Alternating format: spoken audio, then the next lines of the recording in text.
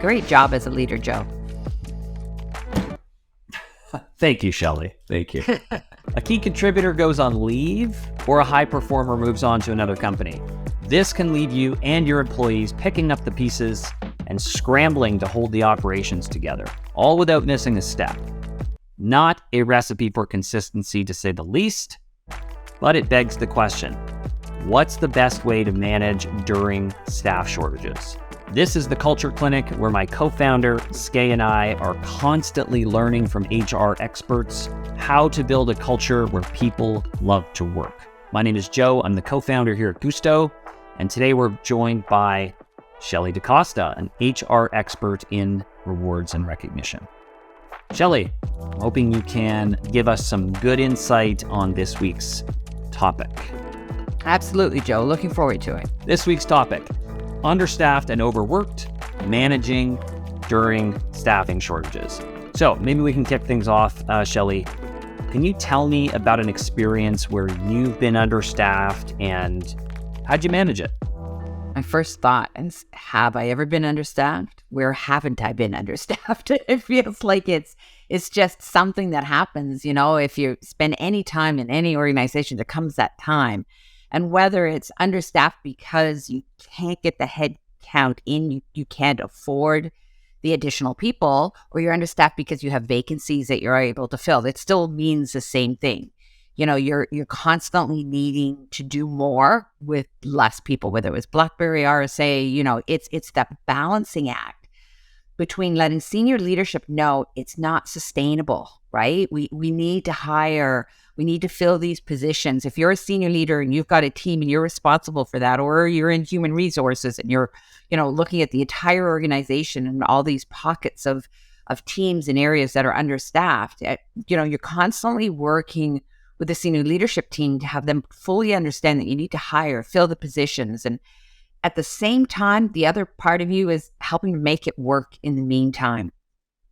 You know, you pull out development opportunities for more junior staff. That was a really big one at BlackBerry, whether it's using your co-ops and giving them really big, juicy projects to work on because senior positions or other positions were vacant, or constantly prioritizing the work that needs to be done, negotiating those critical priorities, the goals, the objectives. It's kind of like just an all-encompassing piece of work. And so thinking about some of those more junior staff, how do you sort of let them run without micromanaging them, right? Like they don't necessarily have the experience of the more senior person who might be leading that project if someone was in that seat. And instead, we're kind of like handing over these bigger assignments and projects for people who may not have the experience or may not be quite ready. And so how do we approach that without kind of... So, you know, and that becomes part of the problem because you've got other staff that are more senior and they want help, but they want experienced help. And you're having to say to them, I can get you this person, but it means you're going to have to train them or you're going to have to put time into doing that. You know, and then what you're selling is development opportunities for them as a leader. So I'm going to have this person report to you. Now you will have leadership experience. Now you will have training experience in bringing this person up to speed, and you will have help. So it's a win-win here. So, you know, you're doing a lot of negotiating. You're doing a lot of selling what you're thinking about. I can clearly remember a situation where we had co-ops and this one individual, she was due to go back to school for her work term. So she was 4 months working, 4 months back to school, 4 months working, and she was due for her 4 months back to school. And I actually talked her into staying with us for the next 4 months. At one point in time, I actually had, her parent on the phone because they were like, what? You are this person's leader and you're talking my kid into not going back to school. And it was like, no, I'm just deferring those 4 months because the 4 months of experience they're going to get with the cycle that's coming up and what they're going to be doing for us is going to be phenomenal on their resume going down the road. It's just such an impactful piece of work, and they will miss it if they're back in school where they're not going to get that experience right then. They can go back afterwards, but be here for this cycle, for this really critical work while we're understaffed.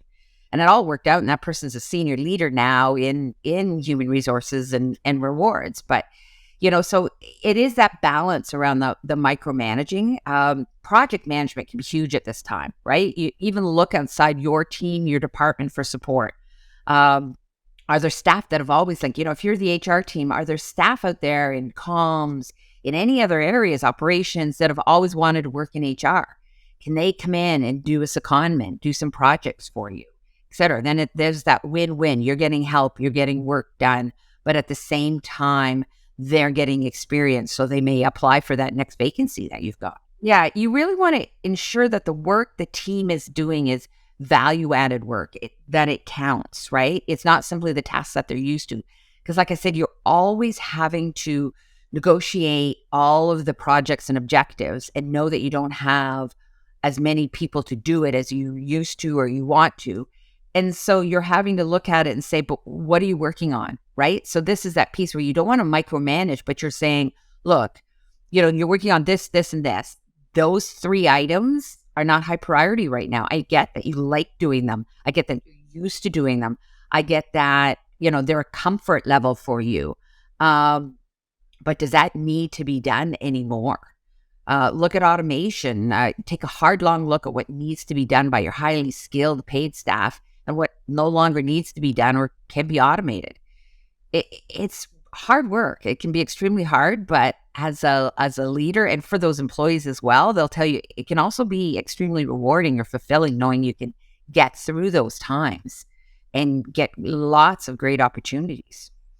Yeah, a lot of what you're saying is resonating. I mean, here at Guusto, we've seen great success hiring young, bright, enthusiastic people, maybe on internship or even co-op, and we've seen them grow into like serious contributors, permanent full-time positions, not just junior, have grown into, managers now. And it's so wonderful to see. And, something you kind of touched on, without micromanaging, I think that something we've done well is really help sort of young people identify those high priority items, right? So like helping them rank what's most important and what's least important, but then letting them run from there.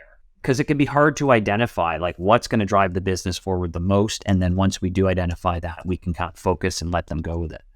Absolutely. All they may need is a mentor, which is also another opportunity for some of your more skilled employees to get experience at mentoring somebody younger or new or less qualified, right? So there's that win-win again, that they just need somebody to mentor or, and discuss with what are the priorities? Why do I need to do this? What can I take off my plate?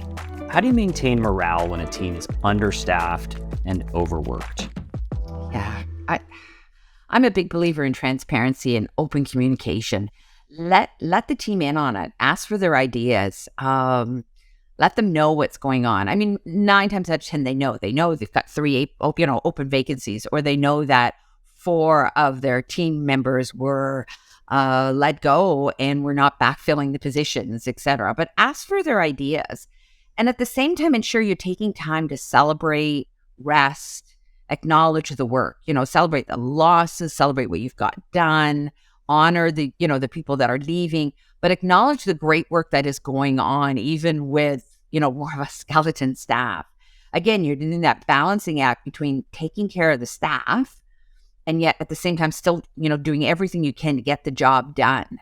And you want to be transparent, but you also don't want to set up senior leadership or in some cases even HR as negative, right? Like it's like, oh, HR won't let me backfill that position, and oh, senior leaderships have cut the budget and they're the ones letting go. It's all together. It's really, this is, our reality, and this is why this is our reality. The numbers didn't come in Q3. This is happening this way. This is happening that way. We saw no other options but this, but we're hoping you can work together with us so that we can come out of this and go in but it's difficult. I can remember a case at BlackBerry where, we would have a huge team working on projects in the annual cycle and initiatives. And then literally 2 years later, we had half the size of the team based on, when the numbers were really coming down. And yet it felt like we were still accomplishing almost as much as that large team had done because we were focused and driven. And we really worked on engagement because we were all wanting to still see the company succeed. Even though, we were small in our numbers, et cetera, and we're focused and it was tough, there was still a real upbeat where we were able to keep engagement high because we knew we were doing extraordinary things together. So we're big proponents of transparency here.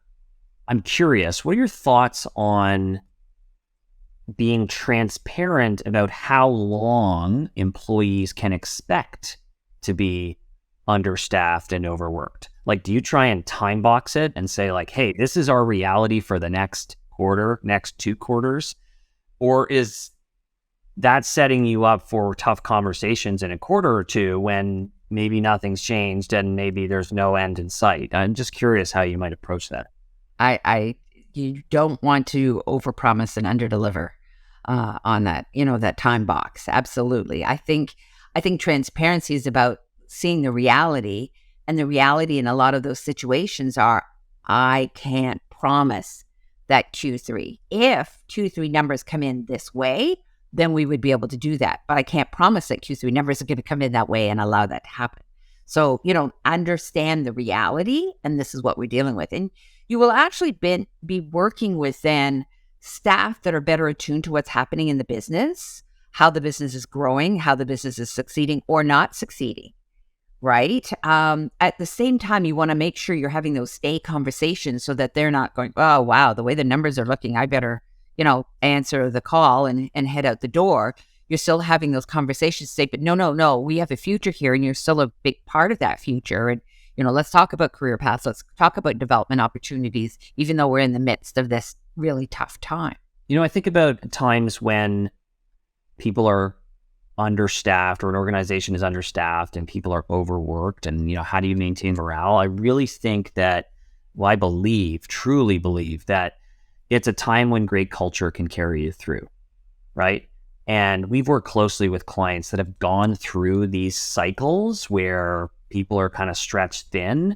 And what's really worked to maintain morale is to operate transparently about the shortages and how that's going to impact folks. And then from there, I think it's really paramount to acknowledge that people are going above and beyond and really find ways to regularly recognize folks. More than ever, that's a time when people need to be recognized and appreciated and made to feel that they belong and made to feel that their leader appreciates and knows what they're doing, and the organization as a whole does, because, they're really pulling it out together. They really are. So transparency, appreciation, recognition. That's, the whole engagement culture piece is what's going to help you. If you've built that foundation, it's certainly going to help in times like this. You mentioned a feeling of belonging. What does that mean to you, Shelley? That this is a place that understands me, that this is a place that I can bring my whole self to work, that this is a place that I can contribute and be recognized and appreciated for those contributions. And a lot of that can come through recognition. A lot of that can come through, wow, my leader is seeing me. They see the work that I'm doing. They see how hard I work because they're recognizing it. Or my colleagues in a peer-to-peer recognition are seeing that how hard I worked on that project, and they're high-fiving and they're acknowledging it. That's it. I feel like I align with the cultures and values of the organization. I've seen somebody leave an organization because when budget times got tough, their social responsibility commitment, they pulled the budget dollars out of. It was one of the first things they pulled out. And that employee immediately, their whole sense was, this is not somewhere I belong. That was too important to me. And I don't want to work for an organization where that got pulled so quickly that way. And so, that's that belonging piece. Do I fit here? Do I align with the vision, mission, values, all that? Again, like you said, that foundational culture. I want to ask a follow-on question. It goes a little off script here, but how do you accelerate someone's sense of belonging, right? Like sometimes we're chatting with clients or companies out in the world, and they are talking a lot about wanting to create an environment where people belong, but it can take a long time for people to get there. And so can you think of ways to accelerate that? I think a lot of it is through education with your leaders. Do your leaders realize that they, in many ways, are the linchpin. They are so key to how engaged an employee is in the organization and their relationship and their communications and their conversations with that employee. Are they, I once actually heard a leader saying, oh, I have to ask them how they are and how their kids are. Drives me crazy. And I was like, that person should never be a leader, right? There's nothing more important than having that time to really care about the individual, not just what they're doing and whether they're hitting their numbers and selling what they need to sell for the organization, but who they are as a person, right? And that you actually genuinely care when you say, how was your weekend? How was your birthday? What happened? I understand it was your birthday on the weekend. Hope you had a great celebration. Or how are your children doing? Or what's happening? That's just, it's so key to somebody feeling like engagement. This is an organization where I want to be. I belong. It's great stuff. And there's a study out there that actually they went and asked many, many people, to think about their best leaders and what was it about them that made them great. And the one thing that above all else was they cared about me personally. Absolutely. Absolutely. And, when you ever have that opportunity to choose a leader, and even in the recruitment aspect, you've got that leader, they're caring about you. They're saying, in this job, you're going to have to commute. But the GO train's a really great way to travel. Like that, you can tell that they're thinking about having you on board, and they're thinking about, I picked that leader and I never looked back because that leader continuously asked, how are you doing? How was the commute today? Was it a good thing? How's it going? Are you still happy you made the decision? They cared. And so, if there's work, some just have it. Some need to work at it. And some, it's just an awareness to have your leaders understand. Some are too humble. They don't realize how important they can be to that engagement of that employee. Okay, when teams are understaffed, sometimes things can slip. So how do you manage expectations with leadership, customers, and other stakeholders in the situation? This is a tough one. It is a balancing act. You need to actually, be as transparent as you can. Like, show your employees the staffing models, what's happening. Constantly you're renegotiating the timelines and the deliverables. Being upfront always helps. So like, okay, we can't do that this week. We're going to have to do this. And sometimes we might have to shift and pivot. That's, important to explain to somebody that unfortunately something they've been working on, they're going to have to put on hold and move to something else because something else has happened in the business. But explain to them what it is, not just a I say you should. Let them understand what's going on. They may have some great ideas about how it's going to get worked. Being upfront always helps. It's really difficult when you're customer facing because it's, you're telling the employees, but you don't necessarily want to go out there and say to your customers, well, we have 5 vacant positions and we're not able to fill them. You may have to compromise in those kind of situations. You might have to provide incentives to fill the jobs, to have people come on board, or incentives for people to work overtime on top of being paid overtime so that you are meeting the customer's needs. And that's often a difficult scenario because teams then feel disparate across the organization, right? You are not a customer-facing team and you've got 5 vacant positions that you're not allowed to fill right now because of what's going on in the organization with the numbers, but you're seeing other teams fill the positions. Well, that's that open, honest conversation about we have to fill the positions in the customer-facing roles because at the end of the day, that right? But have that conversation. Don't just try to sweep it under the rug and pretend it's not happening. It's really important. When we're going into a situation as a company and we know that there's going to be staffing issues, would you suggest proactively working with team members to help them prioritize, the key initiatives and the key tasks, and then give them permission to say, I'm not doing these other things? Absolutely. Absolutely. I worked with a great leader once. We would, as a team, meet and, here's my priorities, and we're putting them all up on the board. And here's the team's priorities, and here's my individual priorities, goals, objectives, etc. And, there's all the things you want to do. There's the things you have to do, etc. What are you've challenged yourself to do for your performance measures this year, etc. But it's having that conversation where you actually have a leader that says, Shelley, I need you to take 5 of those things off that list because that you can't do it. It's not humanly possible. And we really need the focus to be on this priority. And let's discuss if the whole team does not believe that this is the priority, because this is what I believe it to be, but let's keep the conversation going. And we may adjust, and we may, and there may be a scenario where I'm letting an employee hang on to a priority because it just is so meaningful for them to do that work, as long as they understand that, it's number 3 now as opposed to number 1. But absolutely coaching, helping them do that, writing the goals down, SMART goals, all of those things. This is where all of that comes to fruition, and you're really challenging those tips and tricks and things that you laid out as part of your foundation, so that, you realize, oh, okay, so that, now I see why we put those priorities in order, because then those bottom 3, we're not going to be able to get them done this quarter. Okay, so what can you do to incentivize employees to go above and beyond during a staff shortage? Yeah, now's the time to look at your overall employee value proposition, your total rewards. You ramp up your recognition programs, right?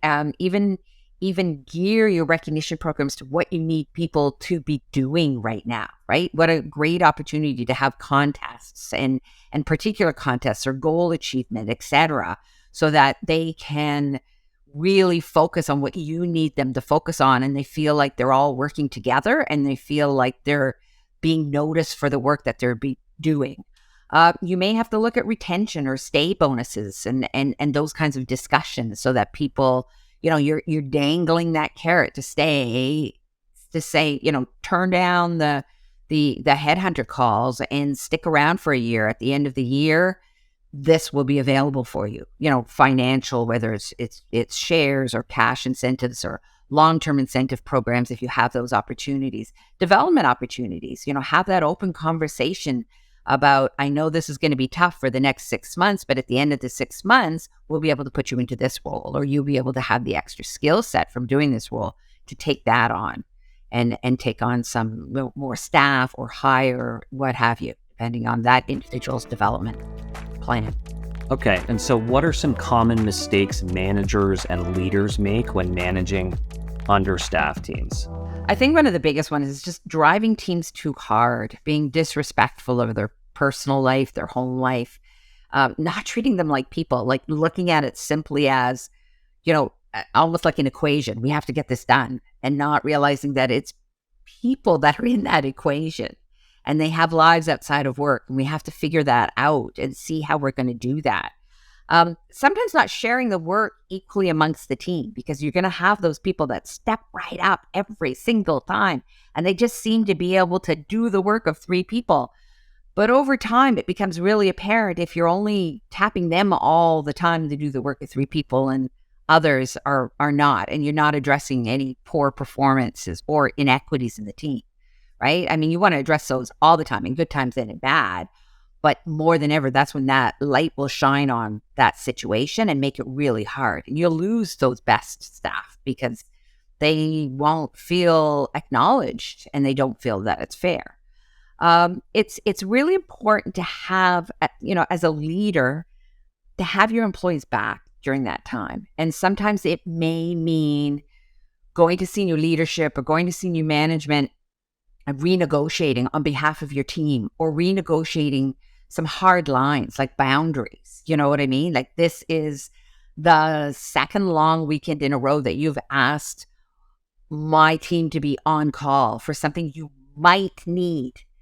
No, we're not going to do that. These guys have plans. It's a long weekend. They need to get away with their family. They need to be able to turn off their phone and not think, oh I better check in case Joe needs me, in case Joe wants that presentation for the board to be redone tomorrow, right? I can just, right? You need to sometimes, and I've had to do that, and it's difficult, but literally go to a leader and say, no, my team will not be available. They will not. I need them to have this break. Let the employees know too that they have that break, because then you've got their back. Classic Classic Joe asking people to work. You would never do that. That's not Guusto's culture. That's not how you treat people. I mean, hey, look, there are times when we've got to step up, and there are certain teams that have to work over the holidays, for example, and that is tough.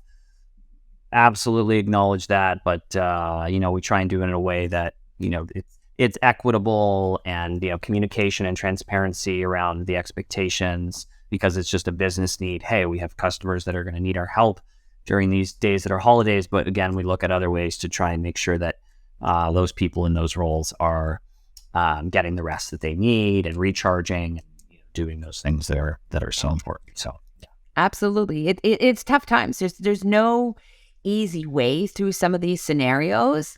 But it's amazing if you work on the engagement and you work with the employees and you're transparent and open in your communication, it can actually be quite fulfilling when they stop and go, wow, we did this. We had each other's back. We accomplished a great deal. Over time, I've evolved as a leader. And I think that, some of the things that I realize now that I didn't realize, in times past, is the importance of transparency, right? I think that just speaking openly about the challenges that we're facing and working collaboratively to come up with solutions is a great way to sort of work together during tough times. Like, hey, we're understaffed. Here's the challenge that we're facing, and collectively and collaboratively, how can we solve this, right? I actually, an example recently is we're taking the whole team up to Whistler. It's a ski resort. We're doing an offsite. So for 4 days, we're kind of out of the office, so to speak. And how are we still operating these certain functions of the business that still need to happen, right? Like, people need to talk to us, and we need to make sure that we're not just completely closing the lights for 4 days. And so I brought this challenge to our head of client collaboration, and she brought the challenge to our greater team. And we came up with a bit of a plan to have all of our team members kind of step up for an hour here and an hour there to make sure that we had coverage. Excellent. Awesome. Well, we thought it was great, but then what we did was we had one of our team members put her hand up and say, like, you know what? This isn't really efficient. Like, this is all I do all day, and I'm going to be way more efficient. So why don't you just put me in here and here? I'll need a little bit of help over here, but then I'm going to jump in again here and here. And she really went to bat and said, like, you know what? You're not going to do the job that I do, and you're not going to do it as efficiently. So let me step up and do it. And I think that's just a great example of sort of like bringing the problem forward to the team and coming up with collaborative solutions. Yeah. Like I say, employees are so smart. We just always need to be tapping into that. It's great. Great job as a leader, Joe. Thank you, Shelley. Thank you. If you want to build a culture that keeps your people engaged through good times and bad, check out Culture is the Ultimate Advantage, our free guide to turning your culture into your company's greatest strength. Click the link in the description to get your copy. If you enjoyed the show, please hit that like button and subscribe so you don't miss an episode. Don't forget to recognize someone for a job well done today. Mucho gusto.